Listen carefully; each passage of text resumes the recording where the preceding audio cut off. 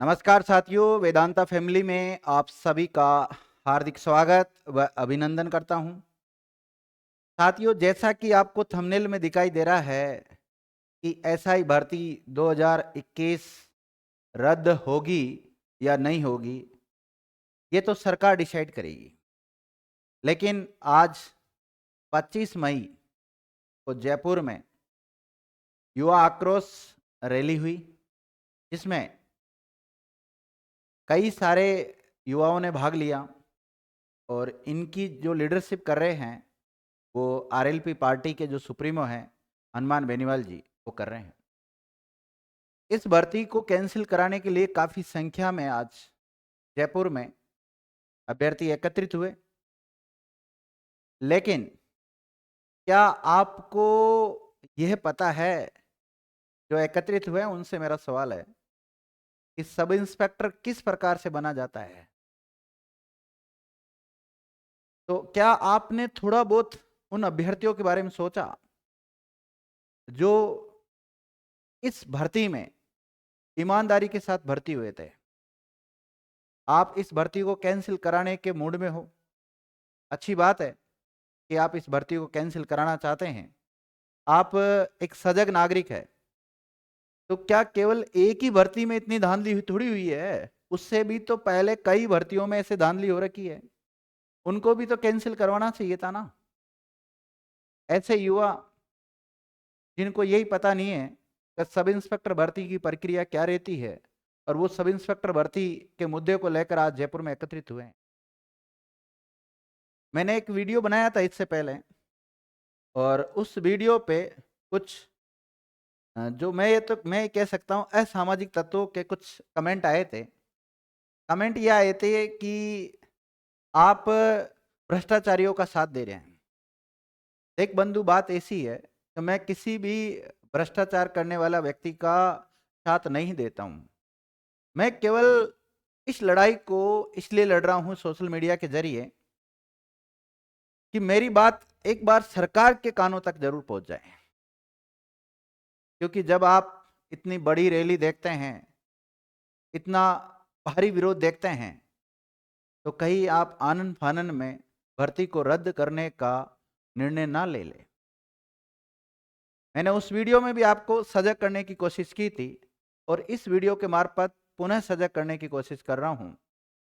क्योंकि sub inspector की जो तैयारी करता है स्टूडेंट, वो केवल कोई 1-2 महीने की तैयारी से सब इंस्पेक्टर नहीं बनता है। वो कई वर्षों की मेहनत होती है उसकी, और उस वर्षों की मेहनत के बाद में ही वो ईमानदारी के साथ सिलेक्शन ले पाता है।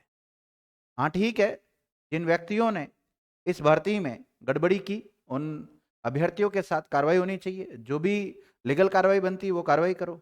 लेकिन जो ईमानदार साथी भर्ती हुए हैं उनके साथ अन्याय क्यों हो?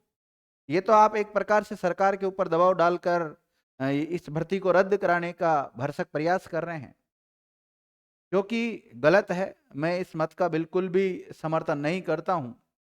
भारतीय संविधान ने मुझे जो बोलने का अधिकार दे रखा है, उसके अकॉर्डिंग मैं बात करूं तो ये बात मेरे अनुसार, और जो ईमानदारी के साथ लोग भर्ती हुए हैं उनके साथ अन्याय करने जैसी बात है। आज अपने घर परिवार के किसी व्यक्ति का सिलेक्शन हुआ होता, अपने बड़े भाई या छोटे भाई बहन का किसी का भी इसमें सिलेक्शन हुआ रहता, और क्या आप इस भर्ती को कैंसिल करवाने के लिए जाते? लेकिन आप में से कुछ साथी तो केवल जो सब इंस्पेक्टर वगैरह है उनके जो सोशल मीडिया पे अकाउंट्स बने हुए हैं, तो वो क्या करते हैं, कई बार वर्दी वगैरह में ऐसे फोटो वगैरह डाल देते हैं, कुछ रील्स डाल देते हैं। उससे क्या होता है, आसपास के लोग जल जल के भस्म हो जाते हैं। और वो भस्म हुए लोग ही है जो उन लोगों को स्वीकार नहीं करना चाह रहे हैं कि ये मेरा पड़ोसी कैसे सब इंस्पेक्टर बन गया, इसकी भर्ती को तो मैं कैंसिल करा के रहूंगा। तो ये गलत है। आप अपना एक थोड़ा सा जेलस की भावना के कारण उस व्यक्ति का पूरा जीवन खराब करने के लिए तैयार हो गए। सही बता रहा हूं, आपको ईश्वर माफ नहीं करेगा। ईश्वर आपको सजा देगा अगर किसी गरीब व्यक्ति के साथ, ऐसा व्यक्ति जो ईमानदारी के साथ भर्ती हुआ है, उसके साथ अगर आप अन्याय करोगे ना तो। और मुझे ऐसा लग रहा है कि इस भर्ती में अन्याय होने की तरफ जा रहा है। तो सरकार से मेरा यही निवेदन रहेगा, आप सभी आम जनता से भी मेरी यही रिक्वेस्ट रहेगी कि इस प्रकार खिलवाड़ ना करें इन अभ्यर्थियों के साथ। क्योंकि देखो, मैंने खुद ने सब इंस्पेक्टर का पेपर क्लियर किया है, फाइनल रूप से मेरा सिलेक्शन हुआ है, तो मैं अच्छी तरह जानता हूँ कि सब इंस्पेक्टर की तैयारी के लिए कितना तप करना पड़ता है, कितनी मेहनत करनी पड़ती है। कोई एक चरण थोड़ी है, 3-3 चरण है, उनको पास करना पड़ता है। पहले आप रिटन एग्जाम क्लियर करते हैं, फिर फिजिकल होता है, फिर इंटरव्यू होता है, फिर मेरिट में भी आपका नंबर आना जरूरी है। क्योंकि इसमें कई सारे बिंदु है जो आपको बीच में रोकने की कोशिश करते हैं। आरक्षण जैसा मुद्दा है, वो भी आपको कहीं न कहीं इसमें सिलेक्शन रहने से रोक देता है। बहुत सारे बिंदु है, कहीं न कहीं जैसे जो आदमी पढ़ने में होशियार होता है, हो सकता है उसका फिजिकल कई बार प्रॉपर तरीके का नहीं होता, तो वो फिजिकल पास नहीं हो पाता है। दोनों हो जाते हैं तो उसमें जैसे साक्षात्कार में व्यक्तित्व की जांच होती वैसे तो, लेकिन जो अभी घोटाले सामने आए उनसे तो ये स्पष्ट नजर आ रहा है, कोई व्यक्तित्व की जांच नहीं। वहां तो आप कितने पैसे पहुंचा रहे हो, उसके जिन्होंने पैसे पहुंचा दिया उनका सिलेक्शन हो जाता है, जिनका नहीं होता उनका वो जिन्होंने पैसे नहीं पहुंचाए उनका सिलेक्शन नहीं होता। उसके बावजूद भी कई बच्चे ईमानदारी के साथ भर्ती हुए हैं, तो इसका मतलब उन्होंने कितनी मेहनत की होगी, रिटर्न में कितने सारे नंबर लेकर आए होंगे वो, तब जाके उनका नंबर आया होगा ईमानदारी के साथ। तो मेरा आप सभी से यही कहना है, ठीक है, भर्ती कैंसिल होना नहीं होना ये तो सरकार के ऊपर डिपेंड करेगा, सरकार को जो निर्णय लेना है वो लेगी। लेकिन इस भर्ती को लेकर कई राजनीतिक दल अपनी राजनीतिक रोटियां सेकने का काम कर रहे हैं। भजनलाल जी राजस्थान में पहली बार सीएम बने हैं, अनुभवहीन व्यक्ति बताया जा रहा है इनको। मैं तो नहीं कहता कि भाई अनुभवहीन व्यक्ति है, क्योंकि भारत के प्रधानमंत्री और अन्य राजनीतिक जो शक्तियां हैं उनके द्वारा जब इनको राजस्थान का सीएम स्वीकार किया गया है, तो कहीं न कहीं योग्य व्यक्ति है। हम ऐसा नहीं कह सकते भाई अयोग्य व्यक्ति को सीएम बना दिया गया। हाँ ठीक है, सोशल मीडिया वगैरह पे ऐसी बातें चलती रहती है, तो सीएम भजनलाल शर्मा अयोग्य व्यक्ति है वगैरह, ऐसी कुछ बातें चलती रहती है जो कि गलत है। ऐसा कुछ नहीं है, जब व्यक्ति सीएम बनता है तो बहुत योग्य व्यक्तियों को ही सीएम बनाया जाता है। अब इनके मंत्रिमंडल में ही शामिल हमारे किरोड़ी लाल जी मीणा जी है, जो इस भर्ती को कैंसिल कराने के लिए काफी प्रयासरत थे, जिन्होंने अभी बिल्कुल भी मूक दर्शक बन के बैठे हुए हैं कि इस भर्ती को लेकर सारा निर्णय जो लेना है वो राजस्थान के चीफ मिनिस्टर भजनलाल जी शर्मा को ही लेना है। लेकिन आरएलपी पार्टी के जो सुप्रीमो हैं हनुमान बेनीवाल जी, ये इस भर्ती को कैंसिल कराने के लिए बिल्कुल अड़िग है। शहीद स्मारक पे काफी समय से धरना दे रहे हैं कि ऐसा ही भर्ती कैंसिल होनी चाहिए और आरपीएससी का पुनर्गठन होना चाहिए। ठीक है, आरपीएससी का पुनर्गठन करो, आगामी जो भर्तियां होगी उसमें किसी प्रकार की धांधली ना हो ऐसी व्यवस्था करें। लेकिन जो पुरानी भर्ती हो चुकी है उसमें जो अपराधी जिन्होंने अपराध किया है, आपराधिक व्यक्तियों को उसमें गिरफ्तार करो छटनी कर करके, और बाकी जो ईमानदारी के साथ भर्ती हुए हैं उनको नौकरी करने दो, और उस भर्ती प्रक्रिया को आगे बढ़ाओ, उनकी ट्रेनिंग वगैरह करा करो के, ताकि सरकार उनको पेमेंट तो दे रही है ना प्रत्येक महीना, और उनकी ट्रेनिंग में भी लाखों रुपए करोड़ों रुपए खर्च हुए हैं, तो उसका एक प्रकार से सरकार को नुकसान ही है।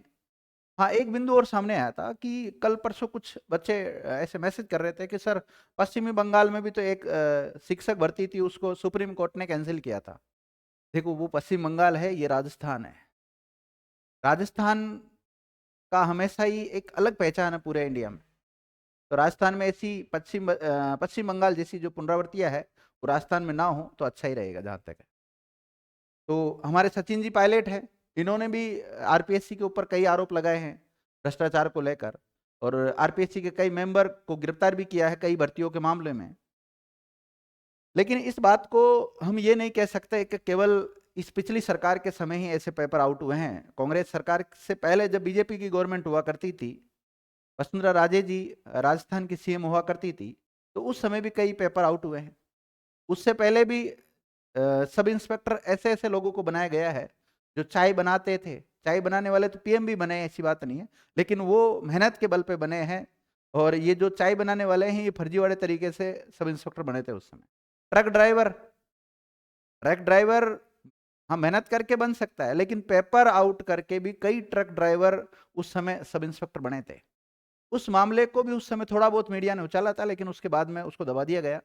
लेकिन देखो इस बार ये मामला इतना ज्यादा क्यों हाईलाइट हुआ, इसके पीछे है सोशल मीडिया। सोशल मीडिया आज वह ताकत है जो किसी भी छोटे से छोटे मुद्दे को बड़ा से बड़ा मुद्दा बना सकती है। तो मैं भी मेरे सोशल मीडिया प्लेटफॉर्म के जरिए आप सभी साथियों से एक निवेदन करना चाहूंगा, और सरकार से भी मेरा एक ही निवेदन रहेगा कि आप भर्ती को लेकर जो भी निर्णय लें बड़ा सोच समझ कर लें, और जो ईमानदारी के साथ बच्चे भर्ती हुए हैं उन बच्चों के साथ न्याय कर देना। इससे ज्यादा मैं कुछ नहीं कहता। बाकी यह है कि ऐसी रैलियां है, अभी हुई है, आगामी समय में भी होती रहेगी। सरकार को किसी भी दबाव में आकर कोई निर्णय नहीं लेना चाहिए। थैंक यू साथियों।